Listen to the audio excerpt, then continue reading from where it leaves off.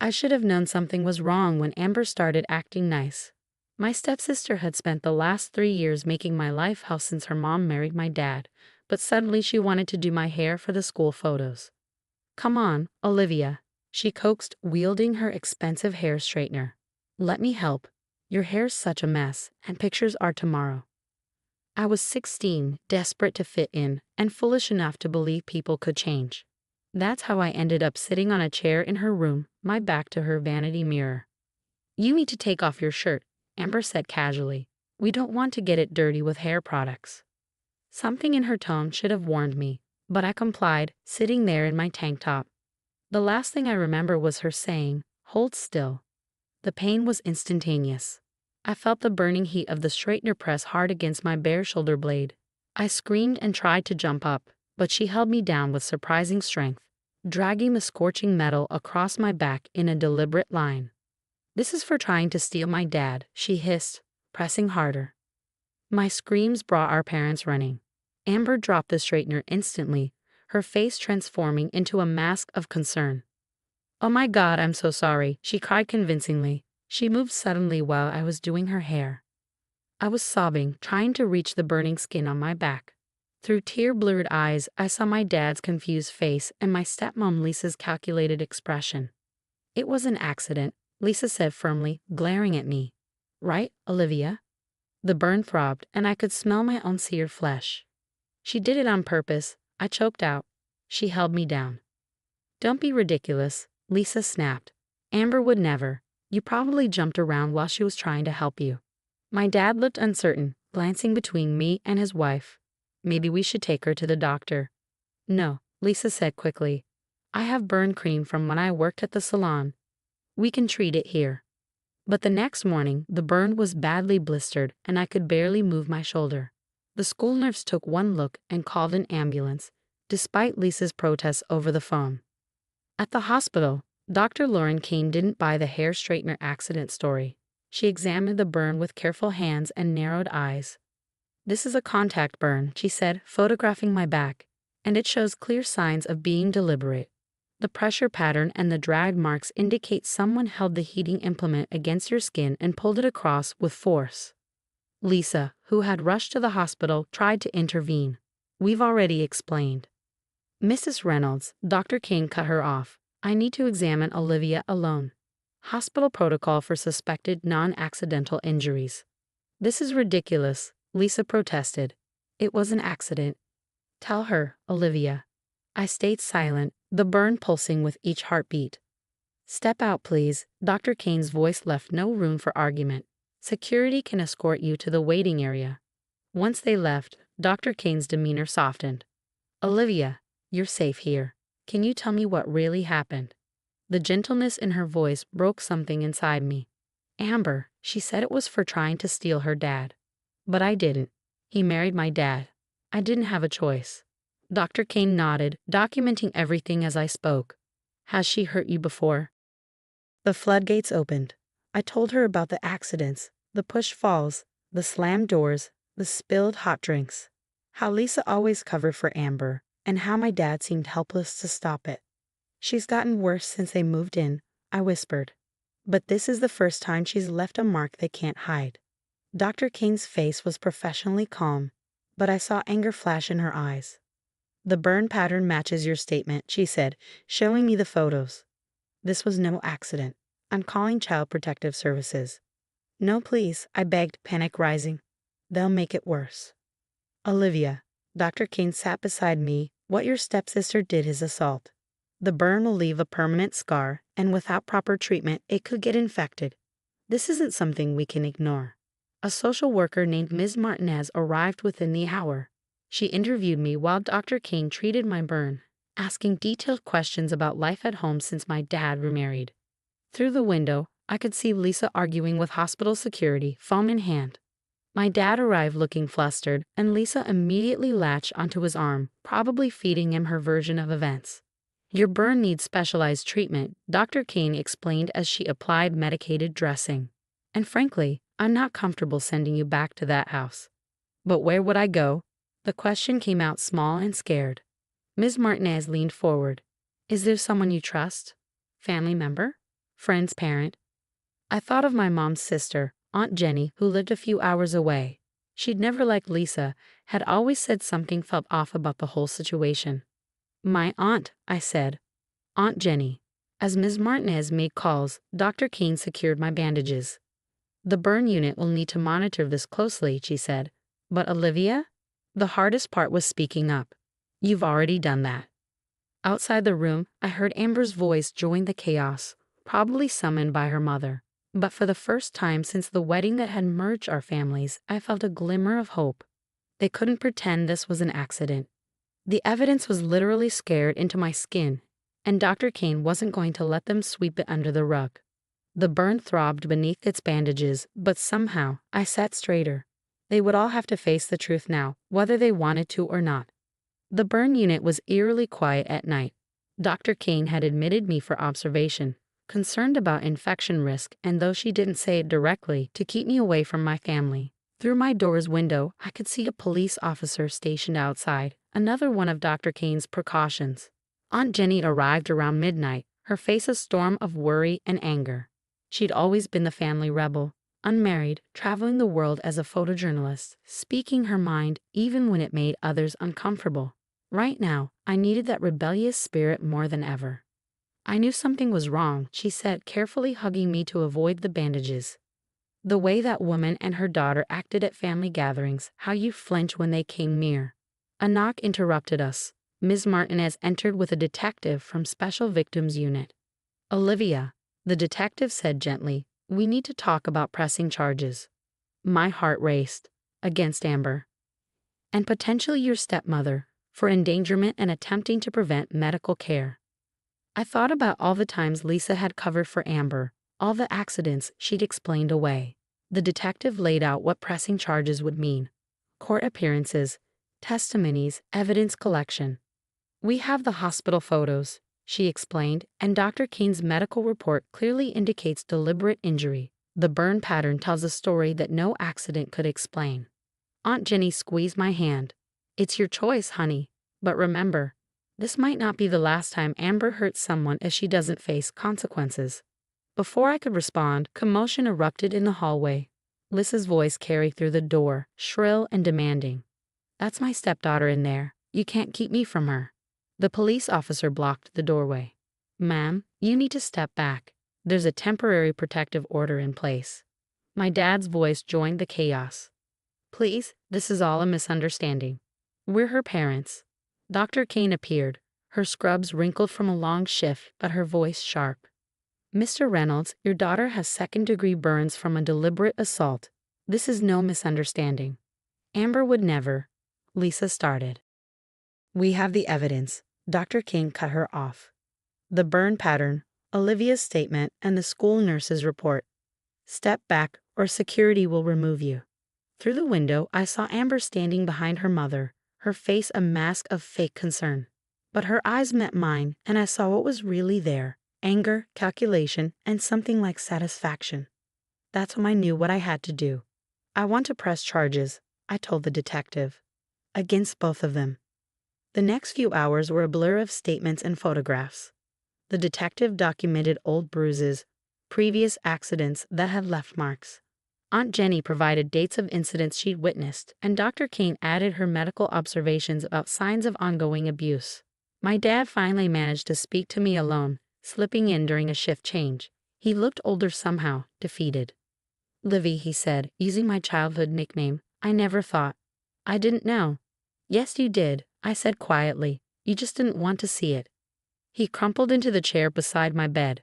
I was trying to give you a new family after your mom. He trailed off, guilt heavy in his voice. Mom died 4 years ago, I said.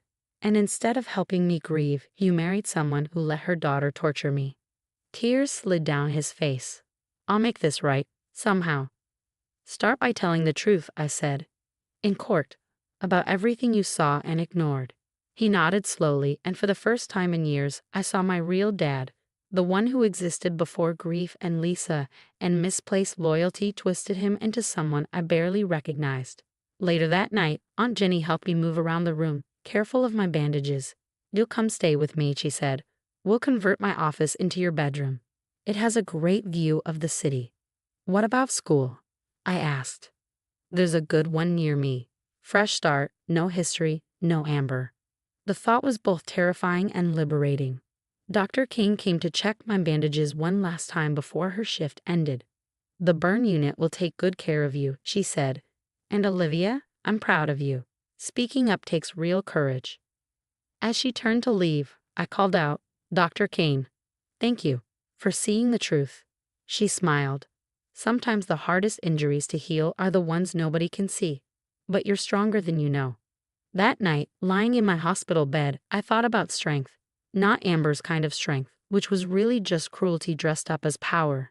Not Lisa's manipulative strength, built on lies and control. But real strength, the kind that tells the truth even when it's hard, that stands up even when standing hurts. Outside my window, the city lights twinkled like stars. Somewhere out there was Aunt Jenny's apartment with its great view and its office-turned-bedroom. Somewhere out there was a new school, new friends, a new life without carefully crafted lies and constant fear. The burn on my back throbbed, but it was healing. And so finally was I. 3 months later, I stood outside the courthouse, adjusting my blazer to cover the bandages that still protected my healing skin. The burn had faded from angry red to pink, but Dr. Kane said some scarring would be permanent.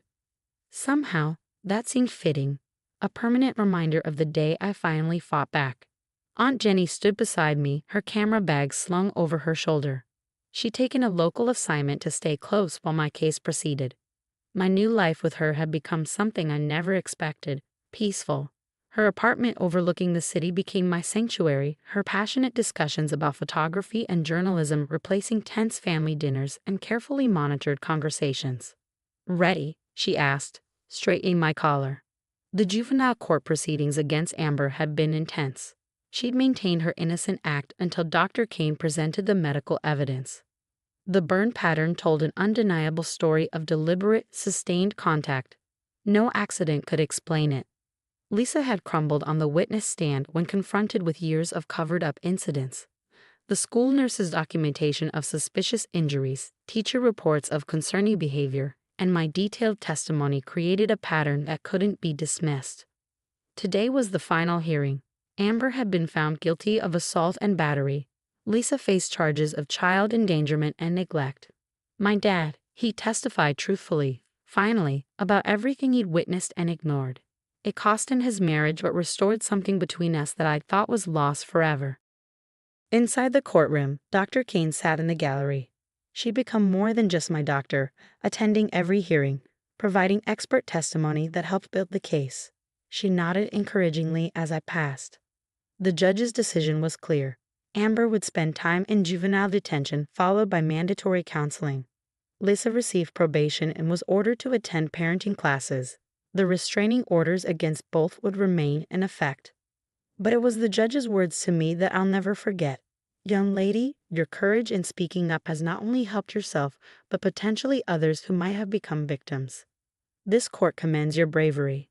After the hearing, my dad approached cautiously. He'd started therapy, trying to understand how he'd let things get so bad.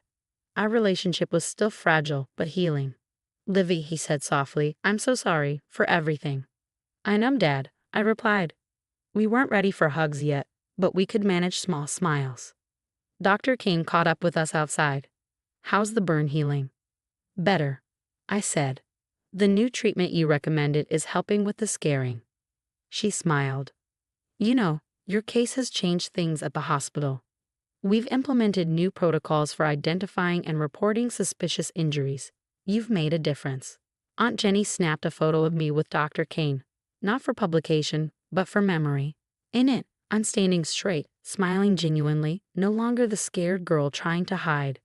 That evening, Aunt Jenny hosted a small dinner. My dad came bringing old photo albums. Dr. Kane stopped by briefly, bringing news that she'd been asked to conduct training sessions for other hospitals about recognizing signs of family abuse. I have something to show you, Aunt Jenny announced after dinner. She led me to her office, my former bedroom before we converted the guest room instead.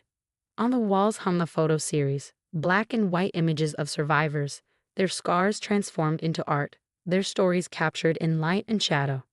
I'd like you to be part of this project, she said. If you're willing. It's for an exhibition about transformation and healing.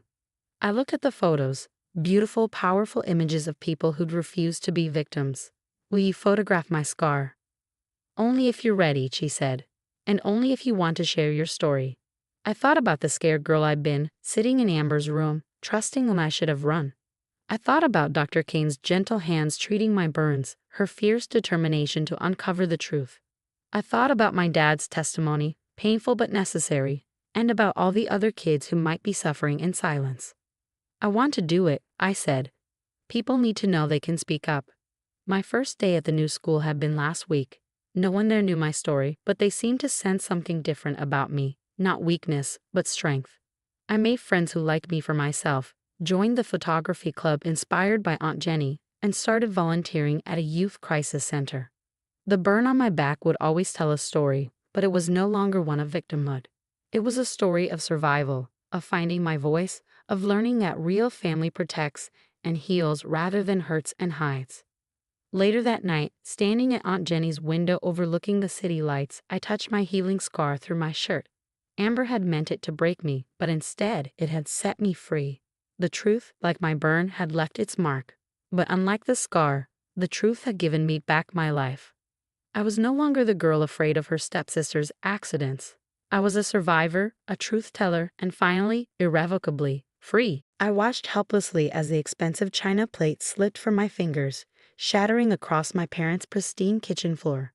The sound might as well have been a gunshot in the tense silence that followed. For God's sake, Sarah. My mother's voice cut through the air. That was your grandmother's wedding gift to us. I'm Sarah Cooper, 26, and all my life, I've been labeled as the clumsy one. The family joke. The girl who couldn't walk straight if her life depended on it. I'm sorry, I mumbled, already reaching for the broom. My hands trembled slightly. They'd been doing that more lately. It just slipped. Everything just slips with you. My sister Amanda sneered from the doorway. Remember last month when you dropped Dad's laptop? I did remember, just like I remembered every glass I'd broken, every fall I'd taken, every time my body seemed to betray me. It wasn't just clumsiness anymore. Something felt wrong, really wrong. But try telling that to my family. I'll pay for a replacement, I offered, though we all knew no antique store could replace the family heirloom I'd just destroyed. Dad walked in, surveying the damage.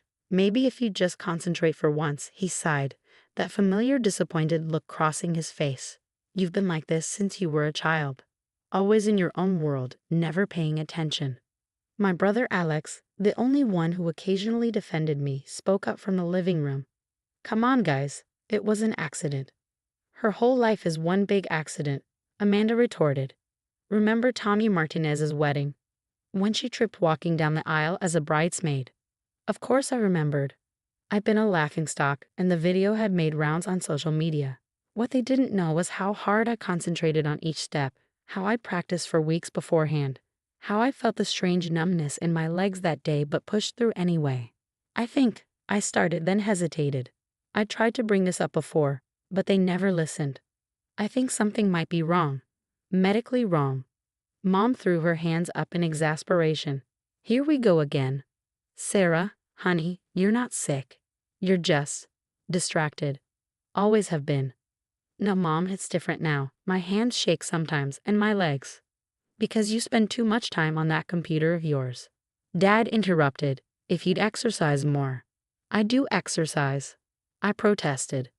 But sometimes I can't feel my feet properly and my balance. Amanda rolled her eyes. Oh, please. Now you're just making excuses. You know what your problem is? You never take responsibility for anything. I felt tears pricking at my eyes as I continued sweeping up the broken china. My fingers weren't cooperating properly, making even a simple task difficult. Recently, even typing at work had become challenging. I'd started making so many mistakes that my boss had pulled me aside for a talk. I've made an appointment, I said quietly, not looking up. With a neurologist. The silence that followed was deafening. A neurologist? Mom's voice was incredulous. Sarah, this is ridiculous. You're wasting money and doctor's time because you can't admit you need to be more careful. Actually, Alex interjected. I've noticed it too. The other day at the mall, her hand was shaking so bad she could barely hold her coffee cup. She's probably just anxious, Amanda dismissed. She's always been dramatic. I straightened up, the dustpan full of broken china pieces. As I turned to walk to the trash can, my right leg suddenly went numb. That horrible pins and needles sensation I've been experiencing more frequently. I stumbled, sending the broken pieces scattering across the floor again. "For heaven's sake," Mom exclaimed. "I told you," Dad said, shaking his head. No awareness of her surroundings at all. I stayed on the floor, my legs still not cooperating. The numbness was spreading up to my hip now, and panic was setting in. This was the worst episode yet. I can't get up," I whispered. "Oh, stop it," Amanda snapped. "This is pathetic, even for you." But Alex must have seen something in my face because he rushed over. "Sarah, what's wrong?" "I can't feel my leg," I said, my voice shaking. "It's happening again, but worse this time. I really can't feel it." "She's faking," Amanda insisted, but there must have been something in my expression that finally got through to my parents. "Sarah?" Mom's voice had lost its edge of irritation, replaced by something that might have been concern. "Sarah, honey." The room started spinning and black spots danced in my vision. The last thing I heard was Alex shouting for someone to call an ambulance as the world tilted sideways and everything went dark. I woke up in the emergency room, the harsh fluorescent lights making me squint. Alex was there, holding my hand, while my parents huddled with a doctor in the corner. Amanda was nowhere to be seen. "Miss Cooper," the doctor said, approaching my bed with a tablet in hand. "We've done some preliminary tests, and I'm seeing some concerning results. I'm going to refer you to our neurology department immediately. These symptoms you've been experiencing. How long have they been going on?" Before I could answer, Mom stepped forward, her face pale. "She's always been clumsy. But this is different, isn't it? This isn't just clumsiness." The doctor's expression was grave as he pulled up something on his tablet. "No, Mrs. Cooper, I'm afraid it's not. Look at these initial scans." The neurologist's office was sterile and bright, walls covered with diagrams of the nervous system. Dr. Harrison sat across from us, her expression serious as she reviewed my test results. "Miss Cooper has multiple sclerosis," she stated, her words dropping like bombs in the quiet room. "The MRI shows several lesions on her brain and spinal cord, which explain the symptoms she's been experiencing." Mom gripped Dad's hand, her knuckles white. "Multiple sclerosis? But that's not possible. She's so young." "Actually," Dr. Harrison said, turning her computer screen to show us the brain scans, "MS often manifests in young adults, particularly women between 20 and 40. These white spots here," she pointed to several areas, "are areas where the myelin sheath protecting her nerves has been damaged." I stared at the images, feeling a strange mix of vindication and terror. After years of being told I was just careless, here was concrete proof that something was actually wrong. "The good news," Dr. Harrison continued, "is that we've caught this relatively early, though these lesions suggest you've had the condition for several years. The symptoms you described, numbness, tremors, balance issues, coordination problems, they're all classic MS indicators." "Years?" Dad's voice cracked. "She's had this for years." I couldn't help myself. "I tried to tell you," I said quietly. "All those times you said I was just being careless or not paying attention. I knew something was wrong." The weight of those words hung heavy in the room. Mom started crying softly, while Dad looked like he aged a decade in minutes. "The incident at home," Dr. Harrison continued, "what we call an episode or flare-up, was likely triggered by stress and physical exertion.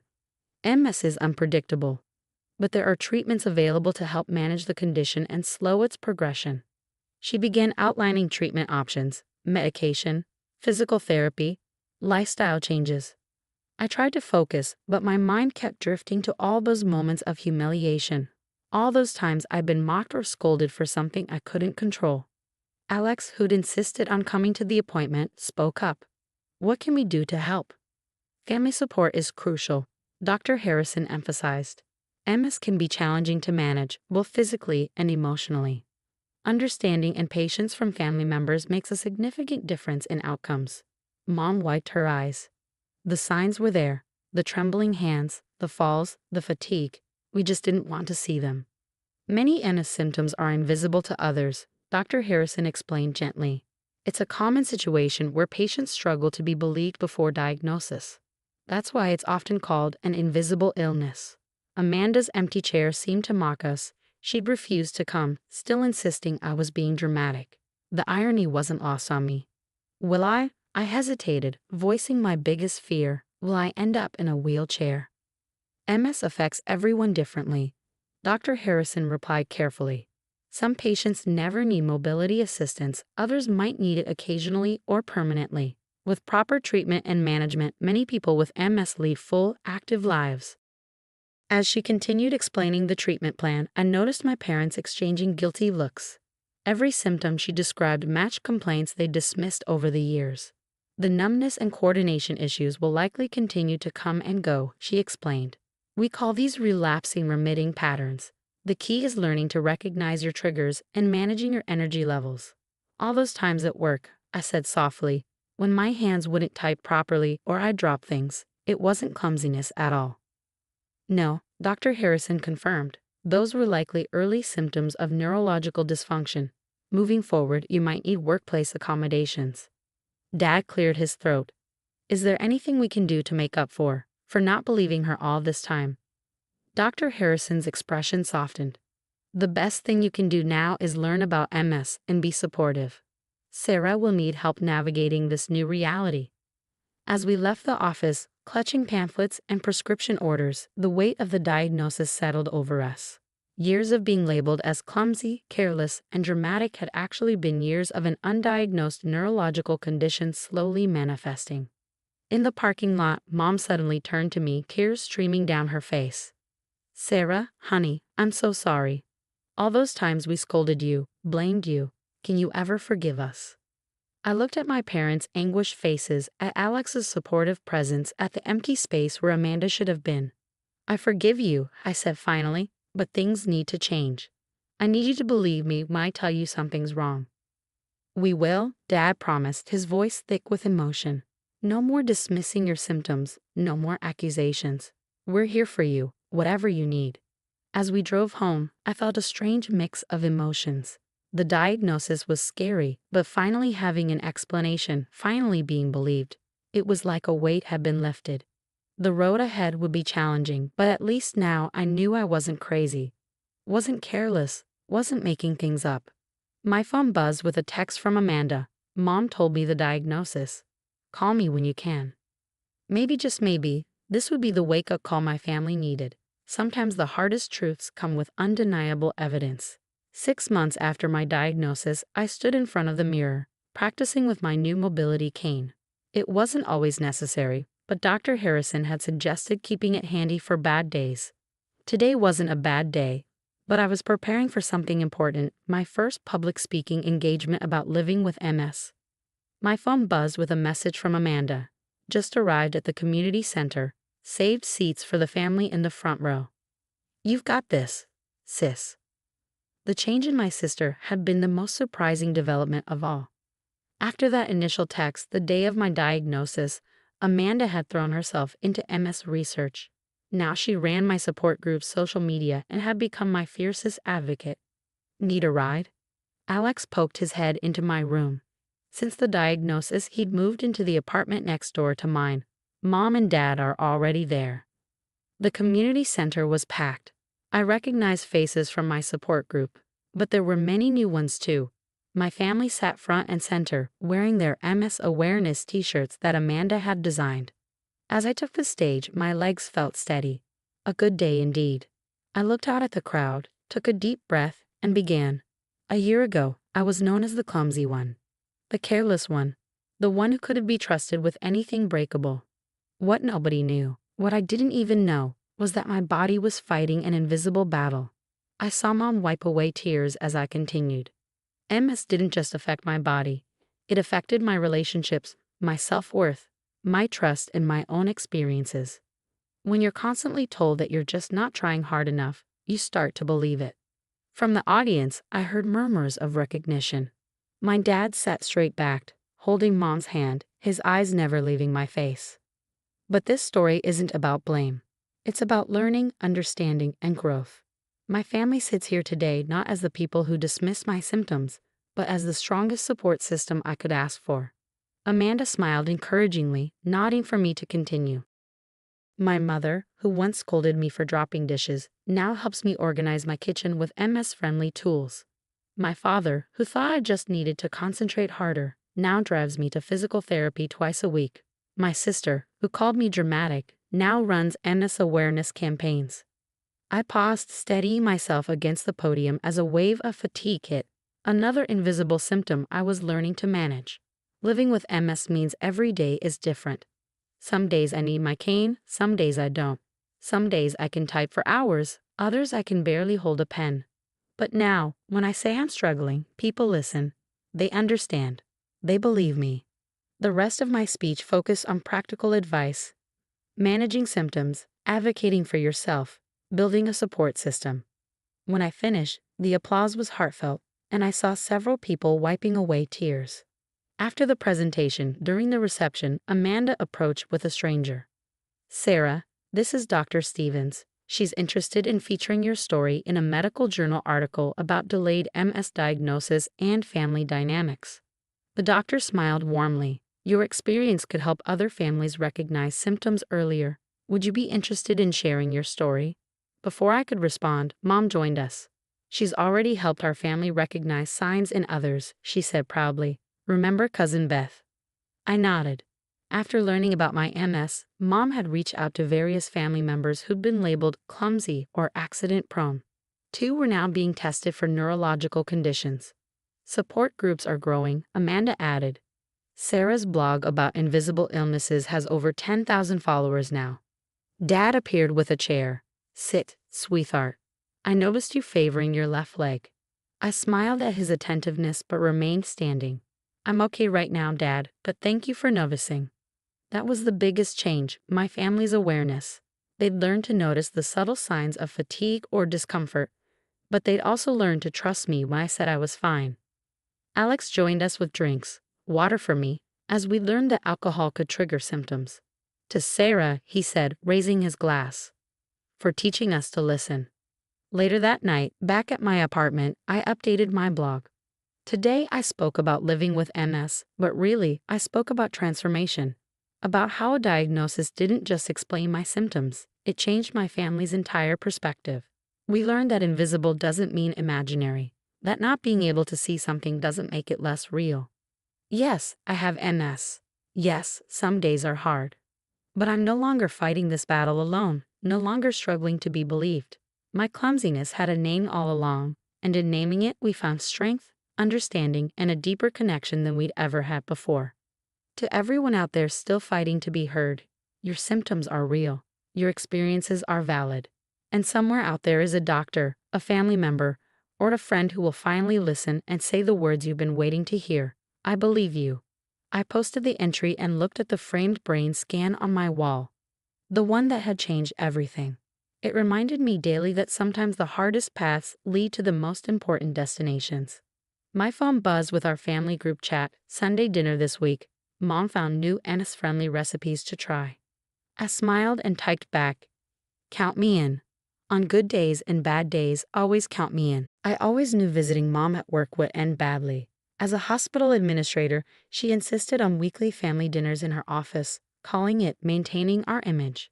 But that Thursday night, our perfect family image shattered, along with several of my bones. I was running late, which already put my sister Diana on edge. She'd been the perfect daughter for 26 years, working as a resident in the same hospital, following Mom's footsteps. I, on the other hand, chose art therapy, a constant disappointment to our status-conscious family. Finally, Sophia. Diana's voice echoed through the empty 6th-floor corridor. "Mom's been asking about you for the past hour." I adjusted my paint-stained jacket, feeling underdressed as usual next to her pristine white coat. "Sorry, I had a session with a trauma patient that ran long." "Playing with crayons isn't a real therapy session," she sneered, falling into our usual pattern. I bit back a retort, remembering Mom's constant plea, "Just keep the peace with your sister." If only I'd known those words would soon take on a darker meaning. We reached the stairwell. The elevator was under maintenance. Diana insisted on walking behind me, claiming she needed to answer a text. I should have noticed her unusual insistence, should have seen the signs. But 3 years of gaslighting had taught me to doubt my instincts.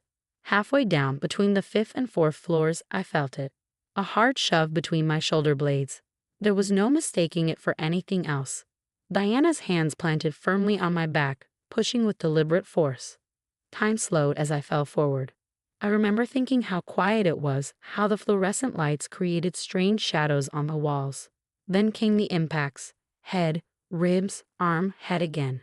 Each collision with the stairs sent shockwaves through my body. I heard Diana's voice, oddly calm, calling out, "Oh my God." Sophia tripped. "Someone help." Then darkness. I woke up 3 days later in the ICU. The first thing I saw was Mom's worried face, not the concerned mother of an injured daughter, but the hospital administrator dealing with a potential scandal. "Sweetheart," she whispered, gripping my hand too tightly. "You need to listen carefully. You tripped and fell down the stairs. That's what happened. That's what you'll tell everyone." My head was foggy from medication, but I knew that wasn't right. "Diana," she pushed me. "No." Mom's voice was sharp. "Your sister would never do that. She's been beside herself with worry. You were texting while walking down the stairs. It was an accident." Dad appeared on my other side, his face stern. "Think about your sister's career, Sophia.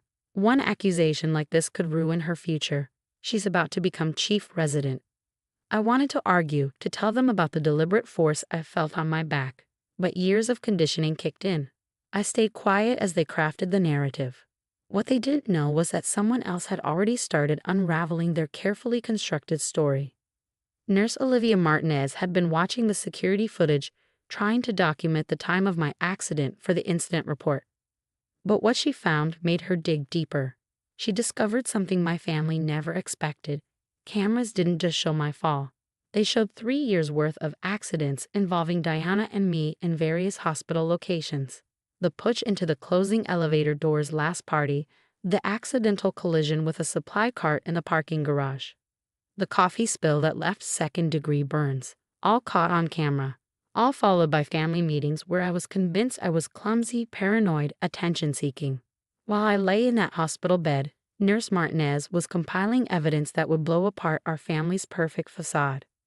"Your parents want you to confirm it was an accident," she said during a late-night vitals check, her voice low but firm. "But I've seen the footage. All of it."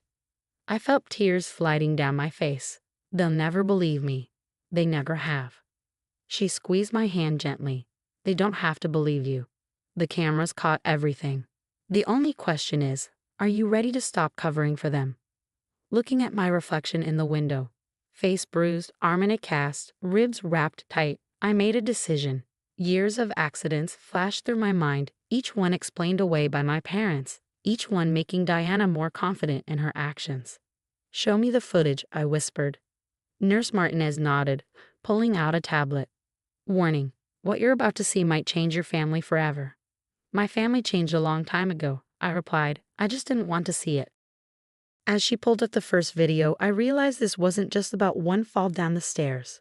It was about years of systematic abuse hidden behind medical credentials and family reputation. And for the first time, I had proof. The security footage played on Nurse Martinez's tablet, each clip more damning than the last. 3 years of accidents unfolded in stark black and white, showing Diana's calculated patterns. She always made sure to strike in camera blind spots, but the before and after footage told the real story. "There's more," Nurse Martinez said, pulling up hospital records. "Every time you were admitted, your mother redirected the case to specific doctors, ones who wouldn't ask too many questions." My hands trembled as I scrolled through my own medical history. Concussions, sprains, burns, all documented with the same vague explanations. Patient reports accidental fall. Patient unclear about incident details. "Why didn't anyone notice?" I whispered. They did. Nurse Martinez showed me a series of flagged reports from various staff members, all mysteriously buried or dismissed. "Your mother has considerable influence here, but she couldn't erase the security footage." A soft knock interrupted us. Diana stood in the doorway, wearing her practiced look of concern.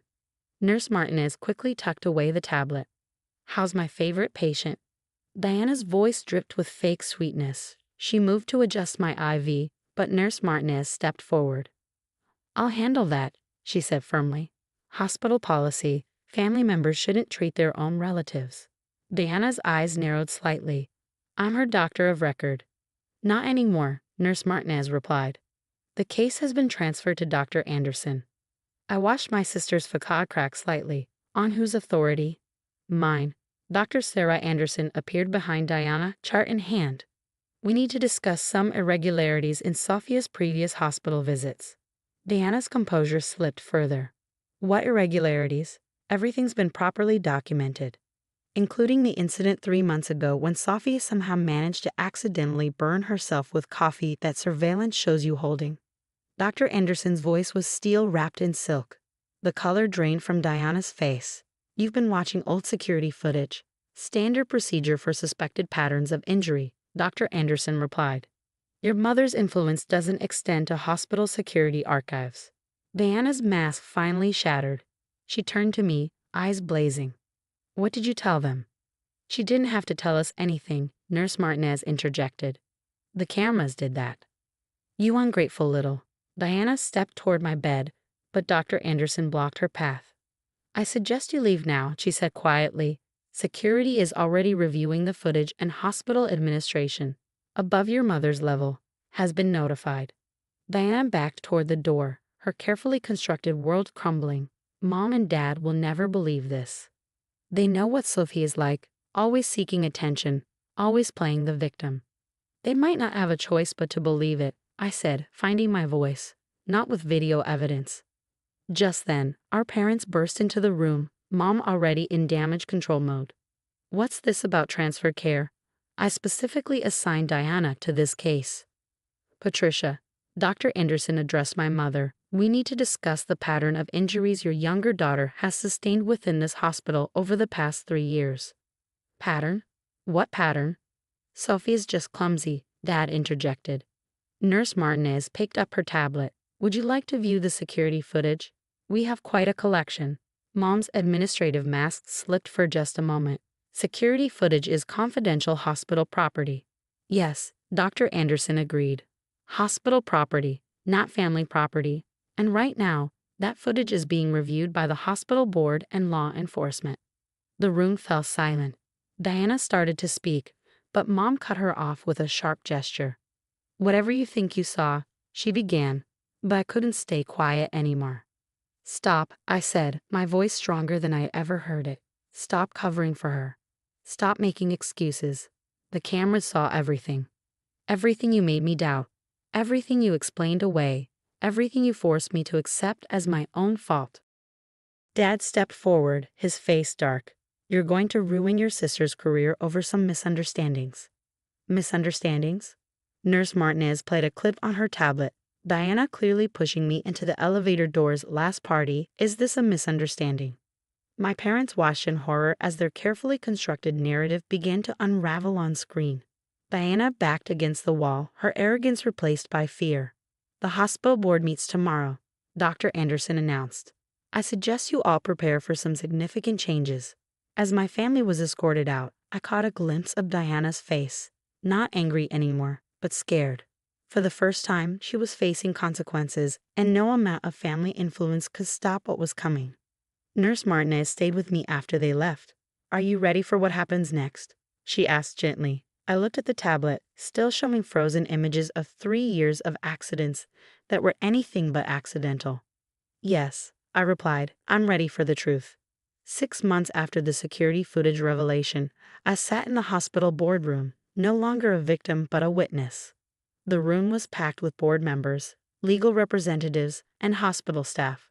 My family sat on the opposite side, their perfect image now as fractured as the bones I'd sustained over the years. Diana's medical license had been suspended pending investigation. Mom had been forced to take administrative leave. The hospital was conducting a full audit of every case where she might have used her influence to cover up incidents. Ms. Thompson, the board chairman addressed me. Your testimony has brought to light a disturbing pattern of abuse and institutional corruption. Do you wish to make a final statement? I looked at my family. Mom stared at the table. Dad looked years older, and Diana finally showed genuine emotion. Fear. For 3 years, I began my voice steady. I was told I was clumsy, attention-seeking, and mentally unstable. Every injury was labeled an accident, every complaint dismissed as paranoia. But cameras don't lie, and neither will I, not anymore. Nurse Martinez, sitting beside me, squeezed my hand supportively as I continued. My sister, Dr. Diana Thompson, systematically abused her position and access to this hospital to hurt me. My parents, particularly my mother, Patricia Thompson, used her administrative power to cover it up. They didn't just fail to protect me, they actively worked to silence me. The evidence was overwhelming. Beyond the security footage, Nurse Martinez and Dr. Anderson had uncovered dozens of buried incident reports, altered medical records, and testimonies from intimidated staff members. The pattern of corruption went deeper than anyone initially suspected. The board has reached several decisions, the chairman announced. Dr. Diana Thompson's medical license will be permanently revoked. Criminal charges will be pursued. Patricia Thompson's employment is terminated, and this case will be referred to the state medical board for further action. I watched my sister crumble as her career evaporated. Mom started to protest but was silenced by her lawyer's hand on her arm. Dad just looked lost, his daughter's perfect image shattered beyond repair. But the chairman wasn't finished. Furthermore, this hospital will implement new security protocols and reporting systems for suspected abuse. No administrator, regardless of position, will have the power to override abuse investigations. He turned to me. Ms. Thompson, your courage in coming forward has likely protected countless future victims. After the hearing, I found myself in the stairwell where it all began. Nurse Martinez found me there. Your sister took a plea deal, she said quietly. She'll serve time and undergo psychiatric evaluation. Your parents are facing charges for obstruction and evidence tampering. I nodded, feeling strangely peaceful. You know what's ironic? They were so worried about the family reputation. Now they've lost everything trying to protect it. Not everything, she corrected. You're still here, still strong, still helping others. She was right. During my recovery, I'd started working with hospital abuse survivors, using art therapy to help them process their trauma. The program was already making a difference. Dr. Anderson joined us, holding a folder. The board approved your proposal. The new patient advocacy program will launch next month. They want you to lead it. I smiled, remembering how my family had dismissed my career choice. Now my useless art therapy degree would help protect future patients from exactly what I had endured. Later that evening, I received an unexpected visitor in my office. Dad stood awkwardly in the doorway, looking older and smaller than I remembered. I failed you, he said simply. We all did. I was so focused on maintaining appearances that I couldn't see what was happening to my own daughter. Did you really not see, Dad? Or did you choose not to? He flinched at my words but nodded. You're right. I chose our reputation over your safety. I can't undo that, but I can tell you I'm sorry, and I can tell the truth in court. It wasn't forgiveness, not yet, but it was a start. 1 year later, I stood in front of a room full of medical students, sharing my story as part of their ethics training. The hospital had become a model for abuse prevention and reporting, and my case was now a teaching tool. Remember, I told them, the truth finds its way out. Security cameras caught my story, but it took people with courage, people like Nurse Martinez and Dr. Anderson, to act on what they saw. As I left the hospital that evening, I passed the security camera that had captured Diana's final attack. Its red light blinked steadily, a reminder that sometimes our protectors come in unexpected forms. My family had been built on carefully maintained appearances, but real healing, I learned, begins only when we let the truth be seen.